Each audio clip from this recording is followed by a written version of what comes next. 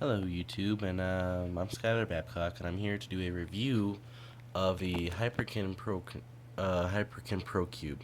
This is pretty much a Pro controller and a game controller put into one. Now, it's like this, and this had a baby. Alright? The good thing about this is you do not need an adapter for it. It's exactly the same thing as a Pro controller, only modeled after GameCube. So the cool thing about this is you could use this on any Wii U game that supports the Wii U Pro controller. Sadly, it does not work with the Wii channel stuff that's on the Wii U. So I'm gonna try and show you some gameplay with it. I will first put on a game that's two games that are very nostalgic that work perfectly with the controller, and you'll understand why if you've played them. Now, let's get to the appearance. So, it has the pretty much exact same analog stick as the normal Wii controller is, but it clicks in. This one too. And what's awesome about this is it has the 8, or is that 8? Yeah, it doesn't matter.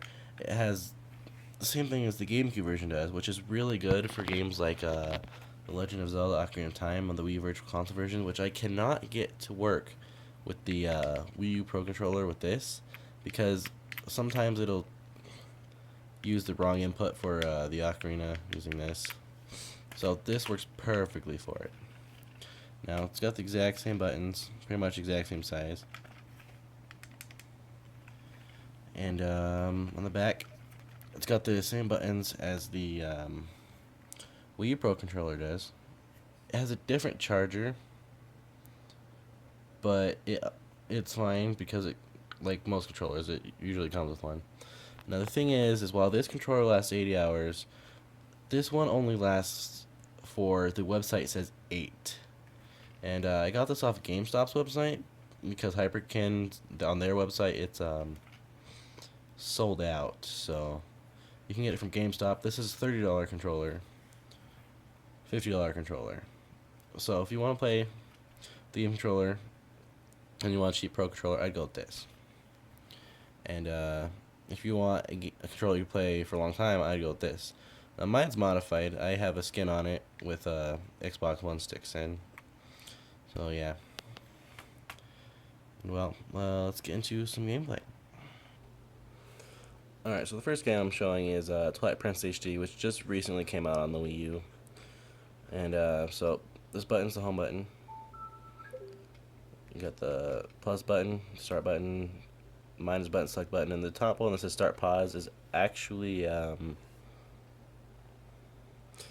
power button. I don't know why it's labeled like that, but it is. So camera, you click this. There's the this one clicking this one doesn't do anything in this game.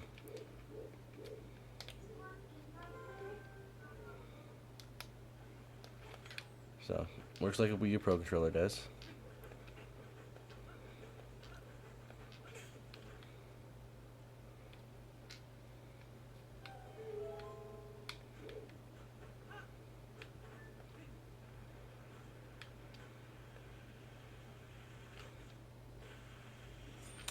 It works pretty well. So it does glitch around sometimes, like with the connectivity, but that can easily be fixed if you go to home and then controller settings, then just repair it pretty much. And some reviews I've seen for the controller have had dead zones in the analog stick, but mine does not have that. So it's either they fixed it or I just happened to get lucky. So I'm going to be showing the next game now. Alright, so next game we have here is the Wind Waker HD, which was also released on the GameCube way back in the day. So it was really nice to be able to play this like I was able to when I was a kid. It's got that nostalgia factor. It's really fun to play with like this, especially with the new enhanced controls, being able to run around first person.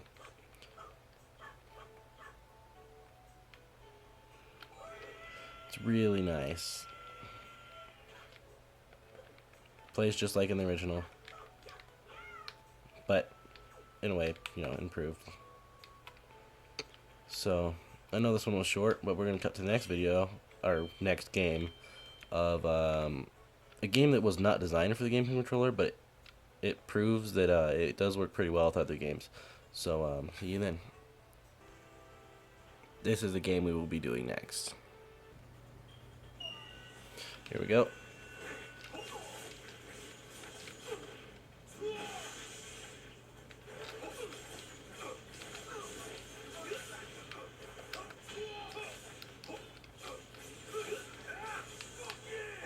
I'm just going to note that this is my second time playing this game with my this controller.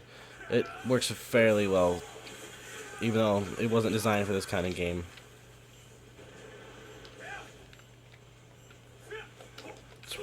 It's actually a little bit more satisfying playing with this one than the Pro controller.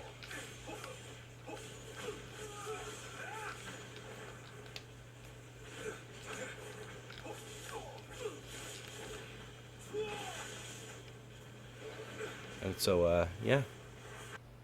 Just for fun, we'll add in one more game.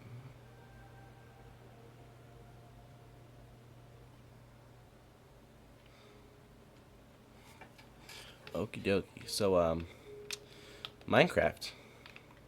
Really popular game on the Wii U now. It's actually, I think, more popular than on the PS3 and Xbox now. And, this is actually my first time playing with this controller for this game, or Minecraft at least. And, so far, I think it works pretty well. And I keep pressing the wrong buttons. Been a while since I played this. I'll get through the door here. Sorry, I'm trying to watch through my phone and play the TV at the same time, so I'll keep screwing up. But yeah, this works just fine. Works for any Wii U game that supports the Wii U Pro controller. Because this is a Wii U Pro controller with GameCube layout, pretty much. And the look, so. Overall, I have to say this controller is actually pretty good. It's not perfect, but you know what is. It's pretty good for its price, $30. Comes with a pretty long cable, so maybe about 8 foot. I could be wrong, don't quote me on that. 8-hour battery life. It's pretty much this. Like I said before, it's this, but it looks like this. Works with Wii U games, but does not work with Wii games, which is unfortunate. But it does work with all Virtual Console, because, well, all Virtual Console that supports the Wii U Pro controller. It supports, like I said, any game that supports this controller, because it's their baby, pretty much. So if I were to give this a rating, I'd give it a 7 out of 10 or 8 out of 10. So let's just go in the middle, say 7.5. So thanks for watching my review, if you actually watched it. And like, subscribe, do any of that stuff. I got a nice speed drawing if you want to go watch that. It's of Link of the Magic Armor from Twilight Princess. It has a 30th anniversary thing for Zelda. And this was not supported by Hyperkin. I just thought I'd throw them a bone, make a review of their controller since there's not many of them. So, thanks and goodbye.